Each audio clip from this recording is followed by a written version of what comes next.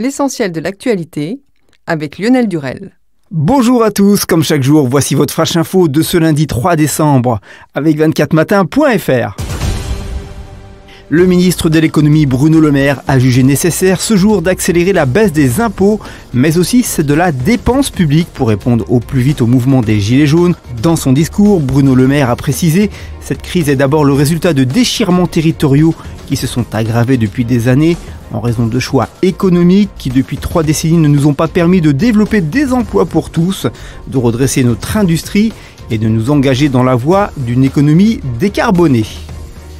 La question d'un retour à l'état d'urgence après la flambée de violence samedi à Paris lors de la manifestation des Gilets jaunes n'est pas à l'ordre du jour, a assuré lundi le secrétaire d'État à l'Intérieur Laurent Nunez. Ce régime d'exception avait notamment été mis en place après les attentats terroristes de Paris de 2015, mais aussi après les émeutes de novembre 2005 dans les banlieues. Au Royaume-Uni, plusieurs restaurants ont interdit les smartphones pour que les gens se parlent enfin. La chaîne de restaurants Frankie & Benny's a instauré une règle particulièrement drastique dans ces établissements. Les clients n'auront pas le droit d'utiliser leurs appareils à table et sont invités à déposer leur téléphone dans des boîtes prévues à cet effet. Les familles accompagnées d'enfants se voient toutefois offrir des repas si elles acceptent de jouer le jeu seulement. La Chine et les États-Unis se sont mis d'accord sur une trêve dans la guerre commerciale qui menace les économies de leur pays, mais les analystes soulignent que cette pause conclue pendant le sommet du G20 ne résout pas encore les problèmes de fond de leur rivalité économique.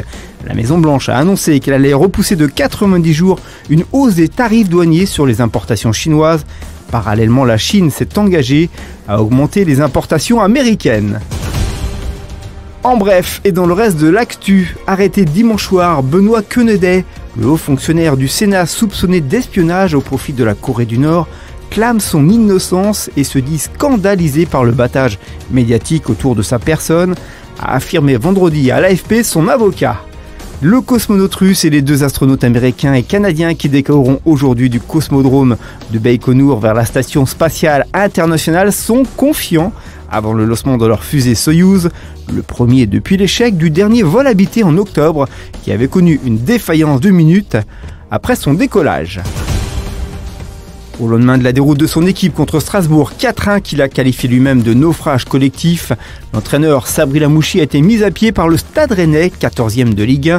Pourtant, et sous sa direction, Rennes avait décroché sa place sur la scène européenne en terminant 5e du championnat l'an passé. Le tirage au sort de la phase de qualification de l'Euro 2020 a été plutôt heureux pour l'équipe de France de Didier Deschamps. Les Bleus seront dans un groupe avec l'Islande, la Turquie, l'Albanie, la Moldavie et Andorre. Avec les 2 premiers qualifiés, c'est du sur-mesure, a lancé l'ex-bleu Robert Pires. On ne va quand même pas se plaindre, surtout avec 2 pays qualifiés par groupe. La France sera ultra favorite, logiquement, c'est bon pour nous, a lancé l'ex-international. Allez, l'actualité du divertissement, le journaliste Hugo Clément a été blessé au visage durant la manifestation des Gilets jaunes. Passé par le petit journal de Yann Barthès, le jeune homme a voulu, alors qu'il était en scooter avec sa compagne Alexandra Rosenfield, prendre des photos de barricades lorsqu'il a été frappé au visage par un projectile. Heureusement, Hugo Clément avait gardé son casque. Malgré tout, il s'est retrouvé avec un œil beurre noir et s'est vu poser 7 points de suture à l'arcade sourcilière. Côté météo pour demain matin mardi, quelques averses seront encore possibles sur la moitié nord et près du massif central, alors que le ciel est souvent très nuageux. Les éclaircies sont plus nombreuses près des Hauts-de-France et le soleil brille généreusement dans le quart sud-est. Il fera 6 à Lille, 7 à Dijon, 10 à Limoges et Cherbourg, 12 à Nice et 14 à Biarritz. Merci à tous d'avoir suivi ce Flash Info. Les dernières news prennent le relais immédiatement sur le site 24matin.fr. Bon après-midi à tous et à mardi 13h.